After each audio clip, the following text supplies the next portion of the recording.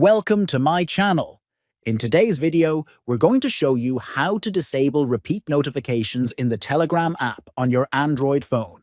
If you're annoyed by repeated message alerts, this quick tutorial will help you turn them off in just a few easy steps. Let's get started. Open the Telegram app on your device. Tap the three horizontal lines in the top left corner to open the menu. From the menu, select Settings. Next, tap on Notifications and Sounds. Scroll down the screen until you find the option labeled Repeat Notifications. Tap on Repeat Notifications to open the settings. Choose the Off option to disable repeat notifications completely. That's it. Repeat alerts will no longer disturb you. Thanks for watching. We hope this tutorial helped you solve the repeat notification issue.